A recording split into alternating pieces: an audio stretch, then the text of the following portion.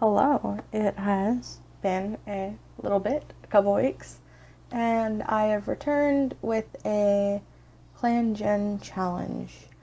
I saw this done by Kygus, I think that's how you pronounce their name, and I absolutely fell in love with this. If this originates from someone else or whatever original challenge it was branched from, I don't know. I was inspired by Kaius, and then I kind of make my own enhanced rule set. So let's get into that really quickly. Basically, some general rules for this is that we have one protagonist to follow and focus on. I chose a kit because that seems easiest to follow their life. For the basic, first 18 moons, I'm just leaving them alone, just letting them go out with their mentor and anyone else. And then after they turn 18, 19 moons is kind of when I start meddling the most. Basically, one of the things that I wanted was that for during the 30 to 50 moon range, I would be searching for a mate for them, and hopefully get kits somewhere in between that. That's kind of what I was aiming for. And then the next protagonist is one of those kits. Basically, my goal was to have a protagonist, have them have kits, and then transition the main character onto this new kit. Basically, very generational, very Warriors-esque. Basically, I am not going to be picky about it either. If they have a litter of kits, or if they adopt a litter of kits, basically those are who could be our next protagonist. And if I don't have kits, basically by the time that I think the protagonist hits about 80 moons, then I would just pick any current kit or the next kit that happens. That is, of course, unless they have kits or as I consider an heir already. If our protagonist dies, then another one of the heirs is chosen. So if they have siblings or children, then I would choose from them. Any siblings of the protagonist are also up for grabs to be the next main character. And if, let's say, a protagonist has a litter of siblings, but they don't have any kits and they die, I would choose one of the siblings. And then preferably a sibling that doesn't have kits of their own, and then go on that family line. And any children of the protagonist's siblings kind of also count, but I am not really going to be micromanaging them as much. I hope that's not too convoluted. I know there's a lot of information. Hopefully I have a nice little simple infographic on the screen as I'm explaining this. With all that out of the way, let's move into our main character and the clan that was built. Our clan is Carrion Clan. They are descendants of another clan called Shade Clan, which is from an old OC story of mine. Basically, the Shade Clan deputy and a few like-minded warriors were driven away after they wanted to dispose of their leader that kept feeding them off of carrion and carcasses, and just too much starvation and sickness made tensions super high. When the leader banished all these cats, they kind of wore the name of Carrion Clan as a badge of honor and the memory that they wouldn't be eating crow food anymore. They live in mountains near the clans but are distant from them, so they don't interact with the clans that they came from. There are a total of 10 cats. I picked the absolute most that I could. At the helm, we have Raven Star. He is a black tabby Tom who is confident and very smart. I very much like Raven Star. I think he was a great choice as deputy when he was in Shade Clan. I think he's an even better choice now. His little history paragraph thing kind of goes as follows. Ravenstar was a loyal and confident warrior of Shade Clan, so great that he became deputy. Nobody argued with the choices of Shade Clan's leader to make him deputy, but it was soon the downfall of Shade Clan. He couldn't allow them to starve through the seasons and dwindle away into nothingness. The leader refused to do anything about it, and Ravenstar left with his followers.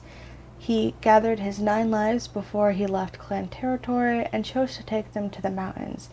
He's since taken on 2 apprentices in hopes of keeping the clan together. His deputy is Coyote Shadow, who is an unusually spotted black Tom. He is careful and a good teacher, and his little paragraph is, Coyote Shadow has been a loyal friend and was once the apprentice of Ravenstar. He has always believed in his once mentor that leaving the clan for newer, better territory was the decision to make instead of starving in rotten territory.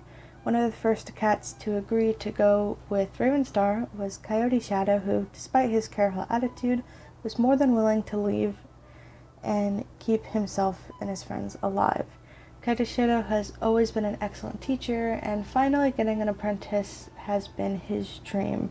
He also is good as deputy, but he's not as confident as Ravenstar once was when Ravenstar was deputy. So, an interesting cat to follow. Their medicine cat is Barkdawn. Barkdawn is a long-furred golden smoke Tom. Before Carrion Clan formed, Barkdawn was the medicine cat of Shade Clan for a long, long time. He is the oldest cat in the clan, in Carrion Clan, not in Shade Clan. He has always been incredibly responsible and very able to communicate his thoughts and feelings. He's responsible and an excellent speaker, which just goes to show how good he is. The clan trusted him, but the leader's insistence on their actions was causing too many unwanted deaths. For so long, he was unable to keep his clan alive and was more than willing to leave with someone that wanted health and safety for the clan first. Barkdawn has been thinking on taking on a new apprentice, but is most importantly looking for a message from Star Clan. He just wants to make sure that they're making the right decision as they're leaving behind all the clans that they knew forever. Our oldest warrior and only warrior as the clan is starting is Whistleheart. Whistleheart is a long-furred black and ginger tortie and white she-cat. She is the only warrior, and she's a fantastic teacher, but very insecure. Whistleheart and Coyote Shadows are actually half-siblings, and only she knows it. Their father was a kitty pet that took 2 different clan cats as mates, and only Whistleheart's mother told her. Since then, she's been trying to get her brother's attention and followed him into the new clan to try to form a relationship with him as awkward adults. Whistleheart likes the idea that Carrion Clan represents, that being a clan where they aren't starving, but she's not entirely sure that is good for her. She's immediately in the clan as a mentor to one of the apprentices that they have, and she's a great teacher, but overall feeling incredibly insecure about everything that's going on, and I do not blame her. Our oldest apprentice is Red Paw. Red Paw is a speckled dark ginger and white tom. He has beautiful blue eyes, well, heather blue, so kind of purplish blue. I just gave him purple in this drawing, because it's just, he's got a great appearance. Red Paw is, I never caught his personality as an apprentice, so I only have him as a warrior, which he is bold and extremely smart. His little background is that Red Paw was the son of the Shade Clan leader and was actively against his father.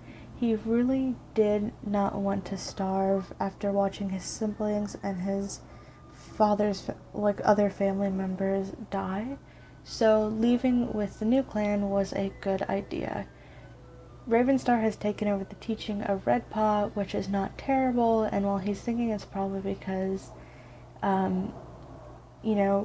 he was the son of the previous leader, Red Paw just appreciates having this support in his life. It was extremely difficult to leave his clan behind and to go against his father, and being in this new clan is ideal for him. The other oldest warrior is apprentice is Pale Paw, who again, like Red Paw, I was a bit foolish and didn't get the personality when she was an apprentice, so she is, as a warrior, strange and a good teacher, and is a pale-ticked she-cat. Pale Paw was an older warrior of Shade Clan that always loved to run around and see everything. Sadly, the territory was so sickly and dangerous that her adventurous nature was never great. Any chance to see new life and new territory was ideal to her, and Pale Paw was gladly taken on by Coyote Shadow as her mentor, and most definitely has run circles around him. Our younger two are Whitefoot, that's his warrior name, White Paw and Whisker Paw. I believe they're the same age. Yeah, same age. White Paw is a cream and white tom. He was previously wise, but he grows up to be charismatic and very smart. White Paw was another apprentice that heavily disagreed with the way that the clan was being run, so he left the second he could. White Paw can't help but wonder and feel a huge sense of dread that his mentor is the insecure Whistleheart, but he definitely makes it work. Whisker Paw is a white tom. I don't know why it says white tom when he's actually like white and gray tom, but that's fun. He was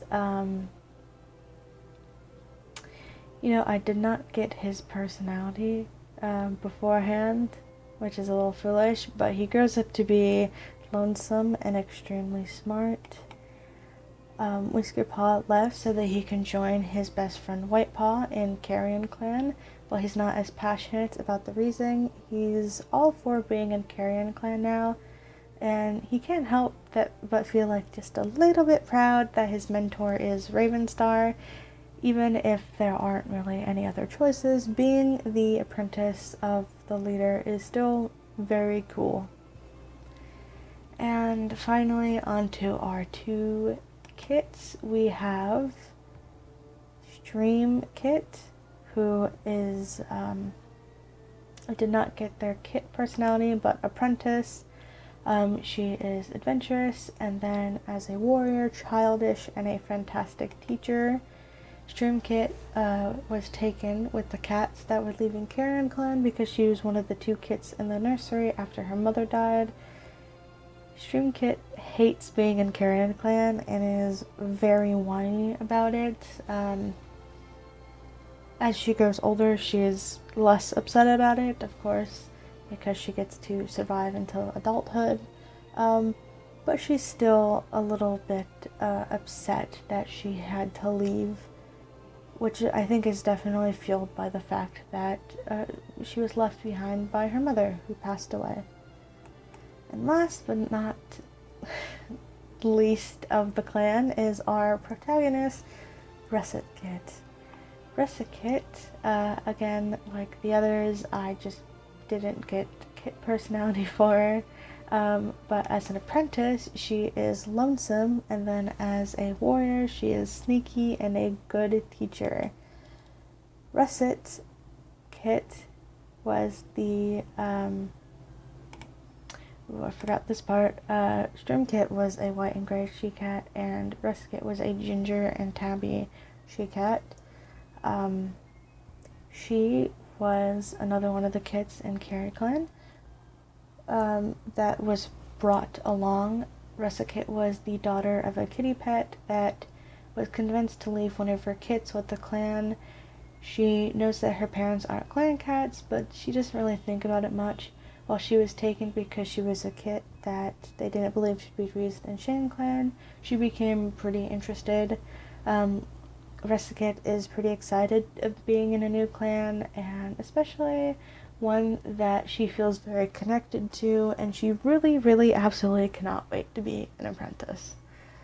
Getting on to the moons, we start with the forming of the clan in Moon 0. I did a cute little image for every moon in the clan. And this first one has a very excited little Russetkit with Ravenstar. I didn't have anything exciting that happened for her, especially because she's a kid and not an apprentice, so she doesn't really have much to do. Everyone else is doing interesting stuff, so I just decided to draw a little picture of her with Ravenstar as they are traveling to the new clan. During the first moon, she is still an apprentice, or not apprentice, a kit, not yet an apprentice. But there are some things going on in the background, like Red Paw gets his warrior name as Red Stride, and then hurts himself a little bit later. Russetkit is basically bothering all the older cats, asking how kits are made. I thought this was so funny. I put her with Bark Dawn, mostly because she doesn't interact with him at all through the rest of the year. So bothering him while he's sorting herbs was a cute little idea I had in mind, and I don't think he was that bothered by it. I know that he was probably thinking that either Streamkit or Russetkit would be a really good apprentice, but as we see, that's not exactly what happens. In Moon 2, Streampaw is apprenticed to Red Stride, who was a recently made warrior, and Pale Paw becomes Pale Sight, and immediately earns Russet Paw as their apprentice. Now, Russet Paw, who earned the personality of being lonesome as an apprentice, acts very bored and unimpressed, but she's very excited on the inside, and basically starts to ask a bunch of questions about warrior life and what it's like to be an apprentice. And Pale Sight, who has just gotten done with her training, doesn't really have all of the answers, but is excited to have this opportunity. They're both growing up together, really, and it's just a really good choice, having Russet Paw with Pale Sight, because the two get along great, except for the fact that when they're on a training patrol, Pale Sight is a little awkward and is not great at teaching, which is a little silly to me. The next moon comes, and this is where I ran into a little bit of difficulties when it comes to like putting images together, because not everything interesting goes on evenly spaced throughout the year. Basically, some stuff that happens is that like Whiskerpaw becomes a warrior with the name Whisker Cloud, and Russetkit is having a hard time keeping up with her training, and that's really about it. So I decided to put Russetkit with Coyote Shadow in a little play fight training, showing that she's really grumpy about getting beaten and that he's kind of unimpressed by her. This moon he had the little moodlet that he's looking forward to today, so maybe he was really excited to test out some of the apprentices and really see how they were doing. I believe that, yeah, Pale Sight was his apprentice, so I could see him just really looking forward to wanting to test out how Pale Sight is doing as a mentor. During their patrol, Pale Sight and Russetkit went out hunting and they caught a rat, which is again not super exciting. During Moon 4, we have one of my favorite moodlets that happened. This was so cute.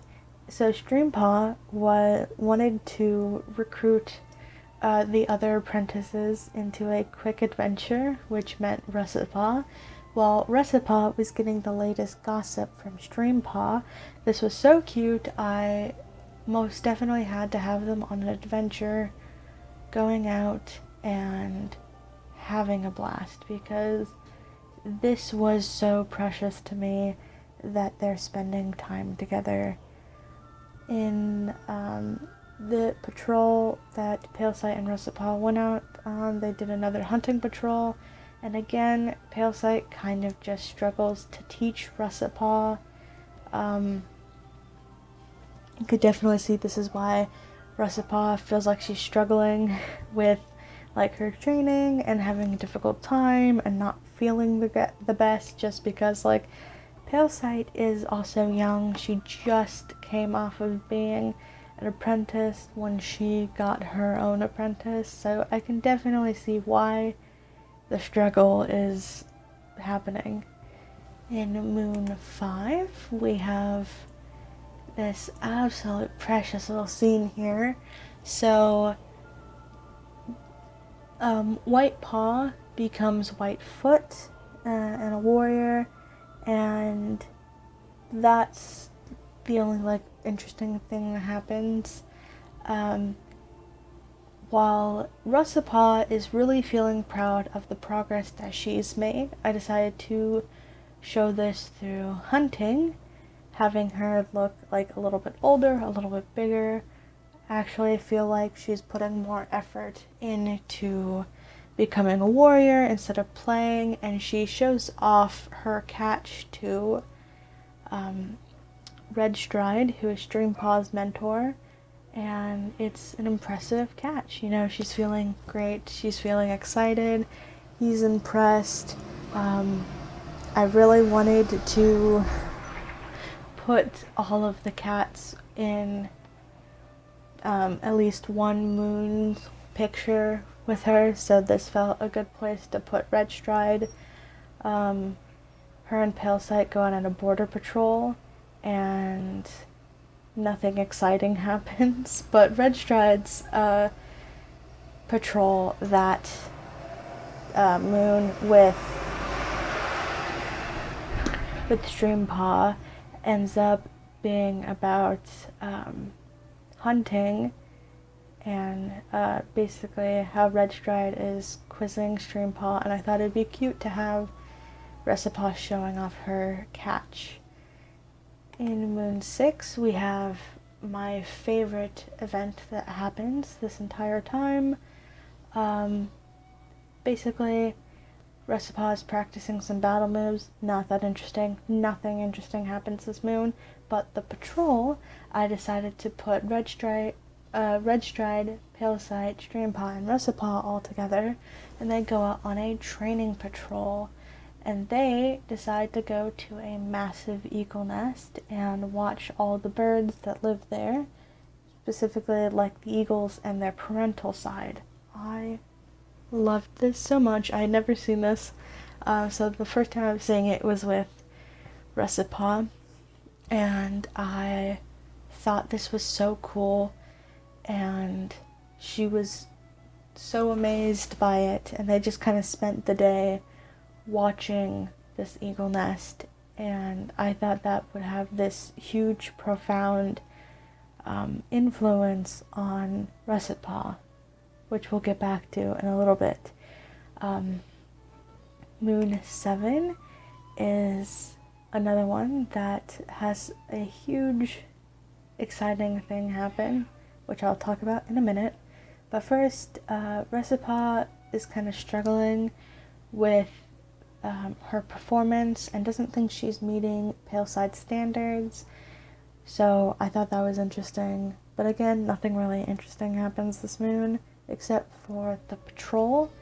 So Pale Sight, Whisker Cloud, and Russetkit go out hunting, and while they're hunting, they run into a dog, and the two-leg basically takes the dog away from a deer carcass that the dog was messing around with, and the patrol is able to like get a snack and bring a lot of prey home. So I decided to draw them watching the dog play around. I didn't want to draw the carcass because I was trying to do quick little drawings, but I thought this one was really cool to showcase all three characters watching this dog. Moon 8, we have the warrior ceremony. Oh, so excited. Russetkit becomes Russet Eagle and is named for their realism and their great study of eagles. This is where she becomes sneaky, and I am just so proud of her, just equally as proud as Pale Sight is. And she actually becomes a warrior early. She becomes one when she's 11 moons old. So while she's kind of always been struggling with the question of whether or not she's good enough, whether or not she's living up to her mentor's standards, if she's falling behind, you know, always pushing herself super hard, we kind of see that all of that paid off, and she has become a warrior early. I also thought this was cute that immediately Russet Eagle has the apprentices, this being Streampaw, very engaged in a very, very tall tale. I thought that was very cute. And Streampaw, again, is getting Russet Eagle up into a quick little adventure. I thought that was so precious. Also this moon, Pale Sight, Whisker Cloud, and Russet Eagle all go out together again, and they don't do anything really. They go on a quick border patrol, and that's about it. Next moon, this image is so precious. We have now all warriors, no apprentices. Streampaw becomes Stream Pebble, and she's still very childish. She necessarily hasn't grown up or matured as much as Russet Eagle has, but that's not a terrible thing. They're just kind of branching away from each other personality-wise. Russet Eagle is sparring with some clanmates this moon, and I saw that Whistleheart and Pale Sight were also sparring, so it's all three of them were kind of sparring together, but I didn't want to draw three cats play fighting, so I just did Russet Eagle and Whistleheart together, and this is it's so cute. I love these two. having their little play fight. I don't think Whistleheart would go that rough with Russet Eagle, mostly because she's not that tough of a cat herself, but I definitely think she would teach Russet Eagle how to fight as one short, fluffy cat to another.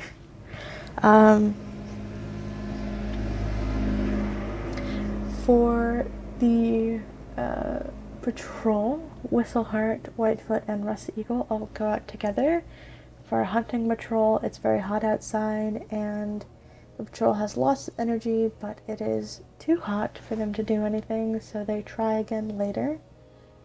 Moon 10, we have a very interesting patrol. I decided to kind of start putting Russet Eagle with different cats to see kind of how she worked with them, who she worked best with. Just trying to get her with everyone as well.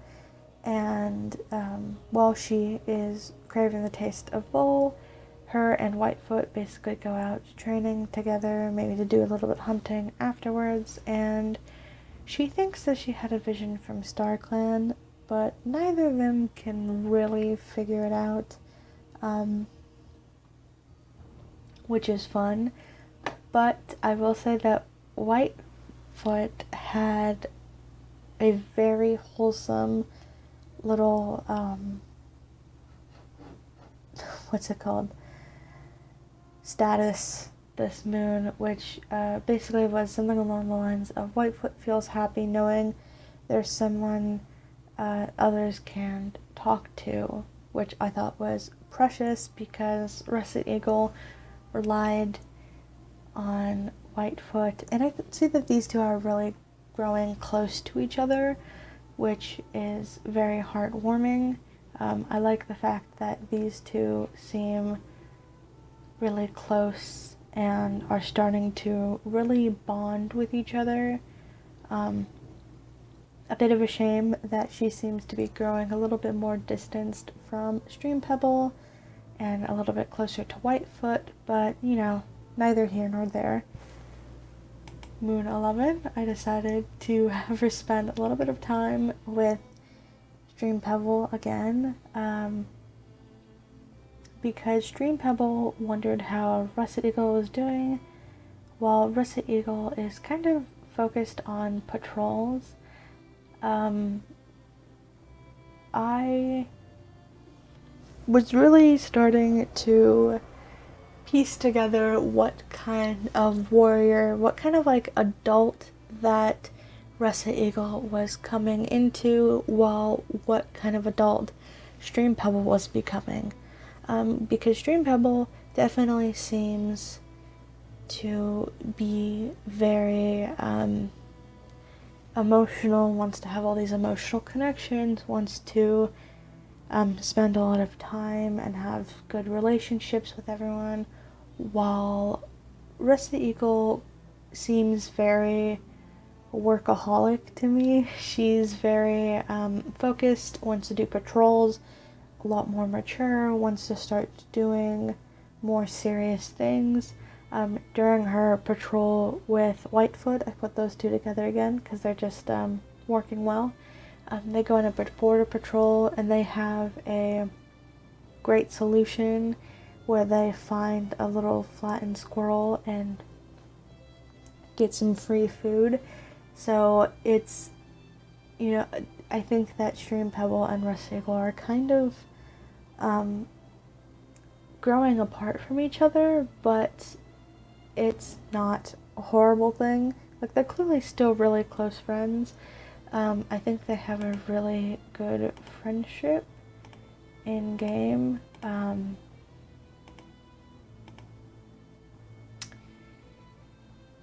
Yeah, they have a strong platonic like for each other, but she definitely, she being Russet Eagle, definitely feels almost as close as she does with Whitefoot, as well as Redstride. Those two are becoming really close, And she feels probably the closest to Barkdawn as well, though I don't think that really means a whole much. Because, like, I feel like Barkdawn's pretty close with everyone. He just likes everyone. While Stream Pebble has like a little bit of dislike for Russet Eagle, and her platonic like is not very strong. In fact, she feels a lot closer to Whisker Cloud and Whitefoot herself, as well as Whistleheart. So it might be that they're just not as close as they were when they were younger, and that we have them becoming closer with Whitefoot and Whisker Cloud respectively. Whitefoot himself is probably closest with Redstride and Ravenstar, which is fine. He likes Russet Eagle, but only just likes her, not that strong. But he does not like Stream Pebble, while Whisker Cloud likes Russet Eagle, likes Whitefoot, really likes Ravenstar, Coyote Shadow, and Redstride, and likes Stream Pebble, but no one really has that much romance except for Russet Eagle. She has like 2 little bars of romance with Stream Pebble, but because the two are kind of growing apart from each other, I really don't think that anything's gonna come from that. It really, she got a lot of it when she was like an apprentice, so I think it's definitely a lot more like a childhood, like young love kind of crush, instead of like actually thinking that she wants to be mates with Stream Pebble. And I don't necessarily see that as someone that she's going to end up with. I think they're going to remain really close friends, but I think that Russet Eagle might end up with Whitefoot. Of course, per my own like rules, I'm not going to start focusing on that until she's a little bit older, so she has a few moons to make up her mind.